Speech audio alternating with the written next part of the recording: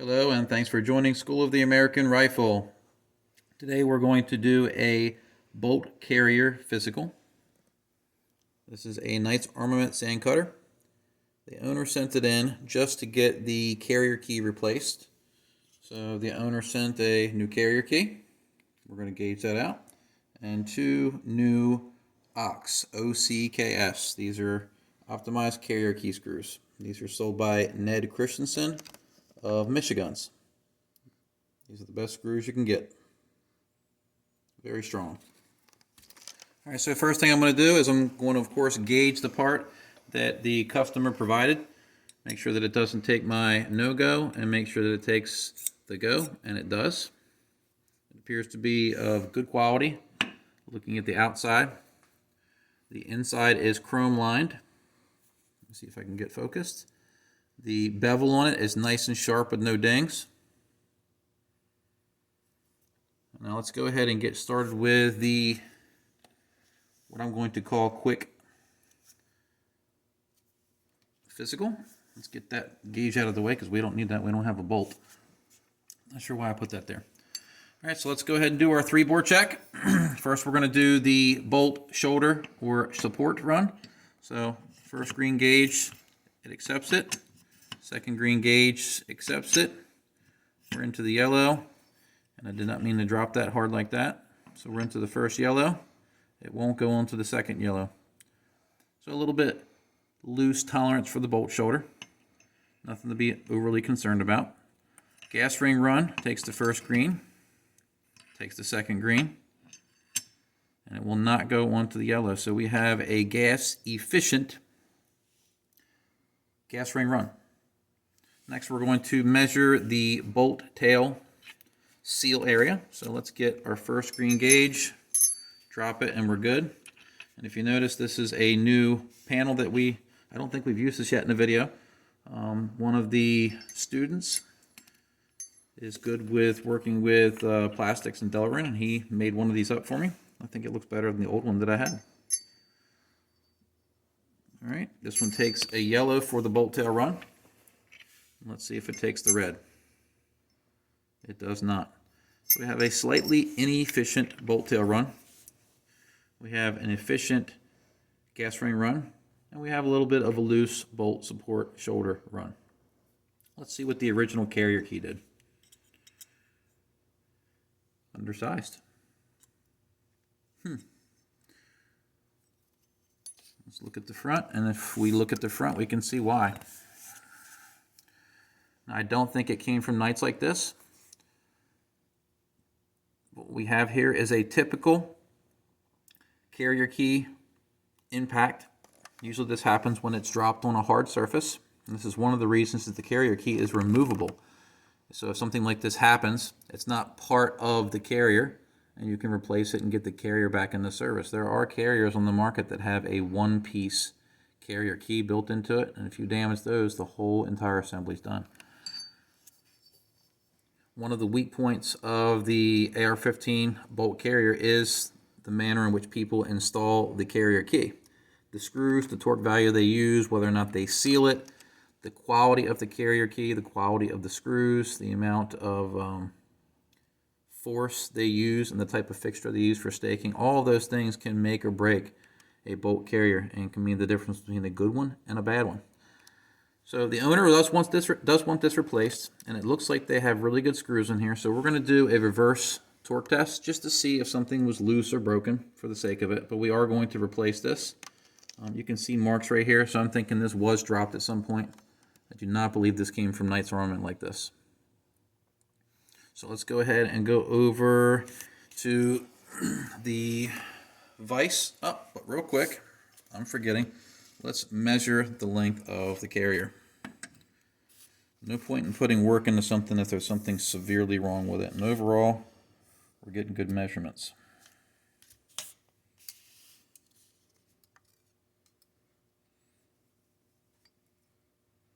.67. We're good. All right, we're going to look inside the carrier here in a minute, but let's first test the carrier key and mount up the new one. So we're going to move over to the bench. The vise, I mean. go ahead and tighten that up. We have our torque wrench set to 30 inch-pounds, which is what we use for our reverse test. This is the absolute minimum you would want to use for the reverse test.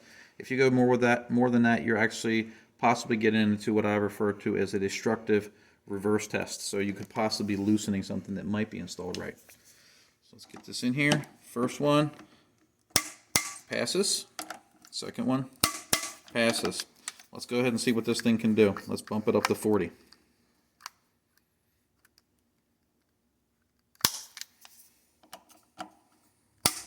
Passes 40, passes 40. Let's go up to 50. Now, I'm not saying to do this, but since the owner wants this removed, let's just see what we're capable of doing. It's holding at 50. That's impressive. That means that the screws on here are not broken. They were installed with the proper amount of, well, that one loosened. There we go, at 50. But at 50, that means that these were installed right and they were staked sufficiently. So the front one loosened at 50. Let's see what the back one does. Let's go to 55. And it'll probably loosen here. Nope. Let's go to max, which is 60 for this wrench. Actually, the wrench goes to 65, but we're not going to go that high. Still holding. Pretty impressive. So I'm going to grab my regular bit driver and take these out by hand. That one was tight.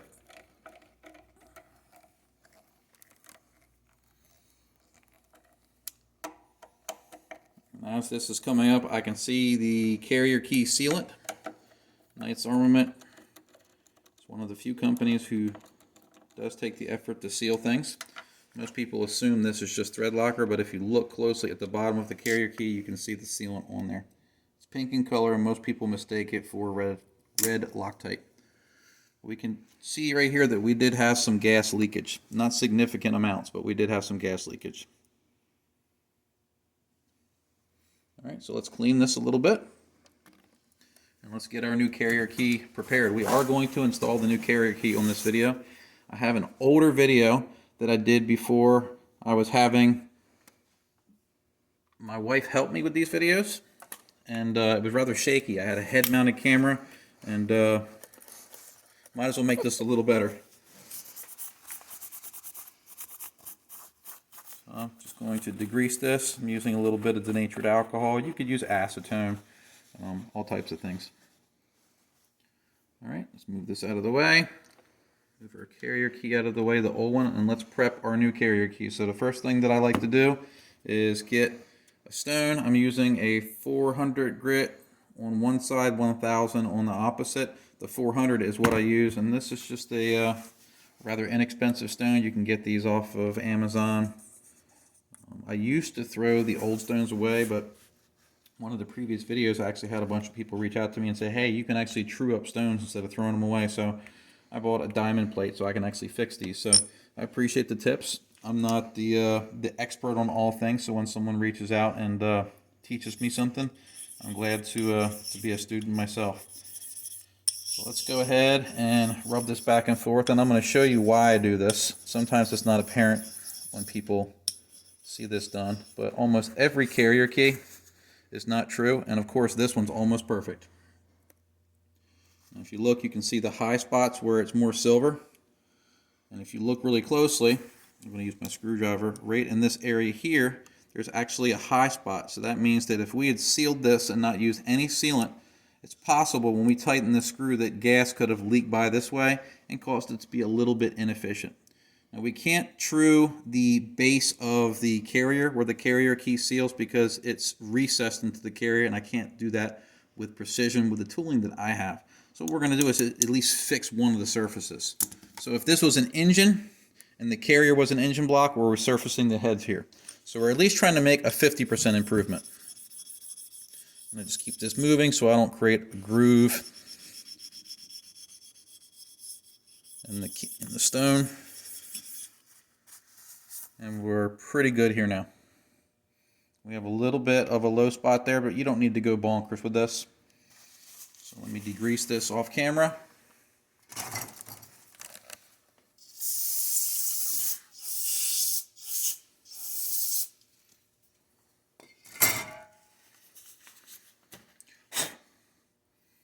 cleaned up. Move the stone out of the way. Now let's prep our carrier key. I use Loctite 620. This is not the appropriate chemical to use here.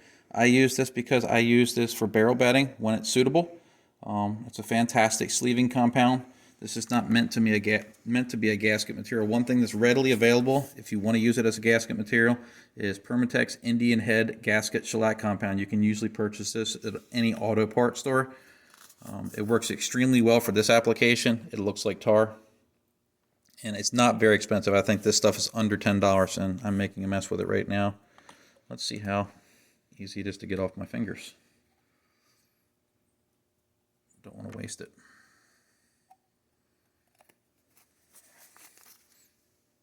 Nah, not too bad. I usually have gloves on when I'm working with this stuff. Alright, so what I'm going to do, and the reason that I use this is because it works extremely well. This stuff hardens like glass, and I've had really good results with it. Another reason that you want to seal the bottom of the carrier key after you stone it like this is because now you've removed the protective coating. So it's possible if you get the rifle or pistol, however the AR's configured, wet, you could have some corrosion issues if you don't have really good protectant on it. So this is going to create a weatherproof barrier, if you will, on top of sealing the gas. You don't really have to seal back here, but the reason, again, I'm putting it all over is because I'm trying to seal this from the elements. This area right here is where we're trying to seal to make it gas efficient.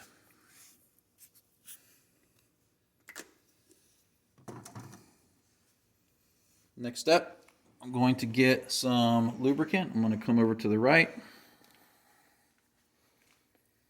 You can use any lubricant for this, but I always use a wet torque value for every fastener that I put on an AR, unless it's a thread locker that works as a lubricant as far as getting a wet torque value.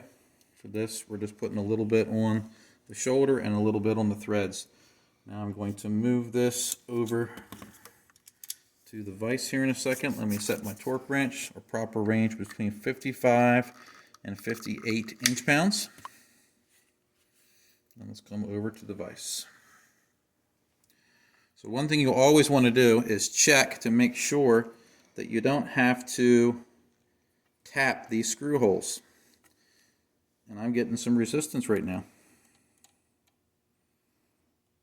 Very important to check this, because if you're trying to reach an accurate torque value and you have resistance in these bores here, that means that you could possibly limit out and think that you have this tightened all the way, and you don't. And we're good. Normally you only see that with aftermarket coatings. This is a chromed carrier key, so it's possible that you would see something like that. But this one is good. Just line this up. We're going to get a little bit of seepage of the green Loctite. We're not trying to use the Loctite in these holes here where we're getting the carrier key screws installed. We just want it for a gasket material. I'm just going to snug these with my driver. I'm not going to go crazy and use a bunch of force. Just want to make sure that I have free movement and it's not going to bind up on me. Alright, good. Let me grab my torque wrench. What you always want to do, if possible, is start near the front. And the reason being is, let's say that this thing is bent on the bottom of the carrier key like this. If you tighten the rear screw first, the front can lift up and you may not get a proper seal. So try to seal the front end first and make sure that you get that front locked down before you go to the rear. And I'll go back and make sure it doesn't move. Sometimes you get some load balancing that happens, but we didn't get any movement. We're good to go. We have some leakage here. I'm going to get a piece of weed trimmer line so I can clear this out real quick.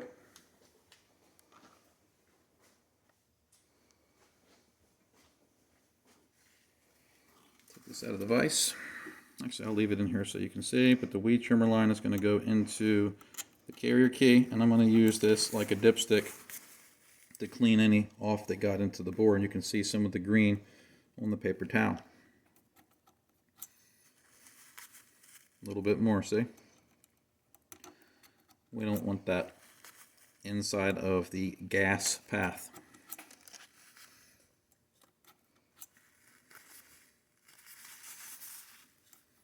And then I'll run a cotton swab on the inside to see if I have anything. So now we're coming up clean. Let me get a cotton swab. We're going to run our borescope down here in a second, so I want to make sure that we don't have, it's a little dirty, make sure we don't have a lot of fouling in there so we can get a good look with the borescope. But also want to make sure I don't get any green Loctite on the mirror lens of the borescope. Let's take this out of there. Let me clean off this excess green Loctite. What I'll often do is I have a general purpose brush, and this thing just comes in handy just about every time I need it. And I'll just rub it along areas where I want to get rid of any of the overages that you have trouble wiping out.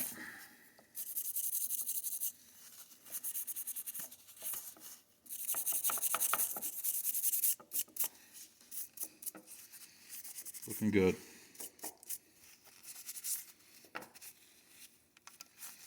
All right, there we are. No staking. Nice and clean. Now we're going to stake. So first thing I have to do is prep my jig. This is a modified Moax. The bolts that Ned Christensen includes with his fixtures are fantastic screws. But some of my students and customers in the past wanted what I refer to as golf ball or dimple staking, so I made different screws. Mine are not better than Ned's, they're just different. So what you always have to do with these particular screws is the original fixture that Ned creates, it's sort of stupid proof because he uses bolts that have a shoulder. You tighten it up, they come to a stop. There's no torque wrench needed. With the way that I make these bolts, since they have no shoulder, they're essentially a modified set screw. You have to use a torque value, and you get good results if you lubricate the tips of the staking bolts. That applies to the bolts that come with the fixture that Ned sells. So now we're going to install the fixture. I'm going to look through the top port here and see if I can identify if we're lined up. He does include Allen keys, so you can line these up, but I prefer to use the eye.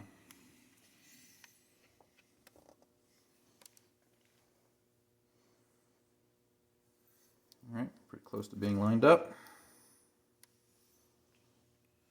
Snug these down so this doesn't move out of place. And just like before you cut something with a saw, I'm going to check again. Looks like I moved a little bit. Loosen these a tad.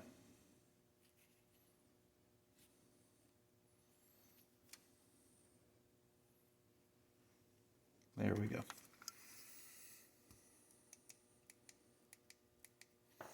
All right. Now I have the proper bit that fits this. I have to step my wrench down because I can't use the regular value that the carrier key screws use. And remember, you're only going to use this this value if you're using something like I made. The regular screws that Ned makes, like I said, they don't use a torque value. You just tighten them to the shoulder and they stop. So I'll snug this a little, go to this one.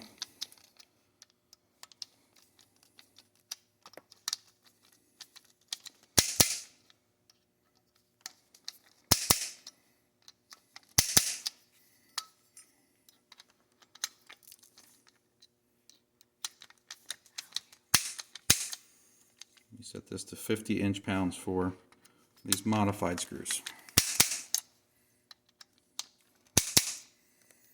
Let's get these reversed. Wipe down.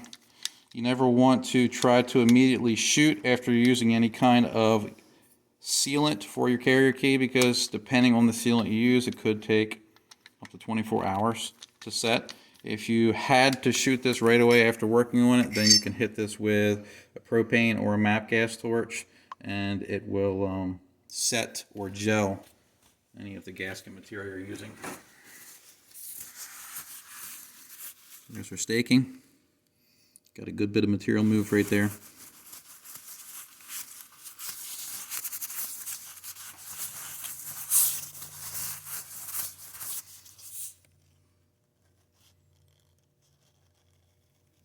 And there's our golf ball staking. It moves a bunch of material, and the reason that I like to do this, especially if you're using ox, is because it pushes more real estate from the carrier key into these screws.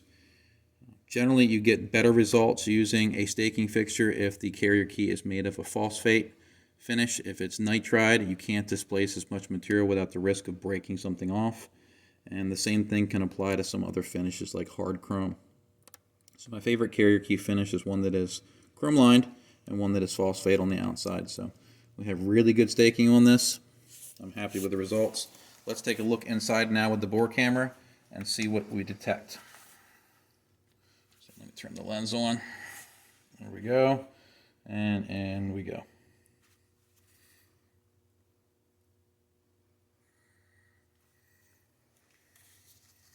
Keep losing our picture.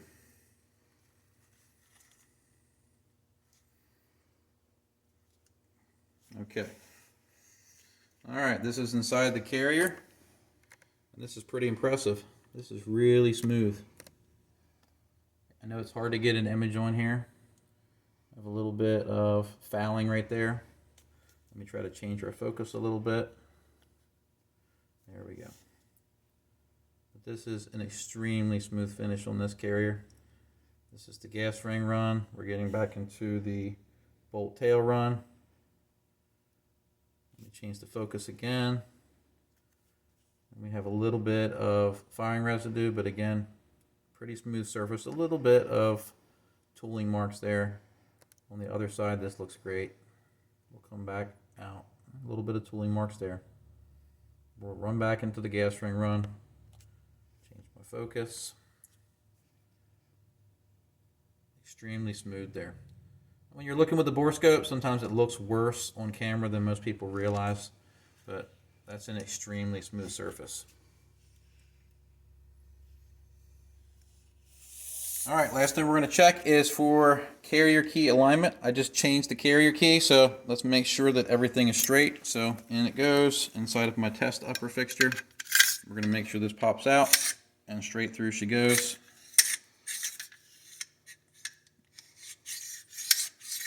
There we go. Sometimes you get a little bit of impact when it's trying to come through like that. Let's try it right side up. We might be a little bit too large for that one, so let's go one more. Make sure we have no misalignment. There we go.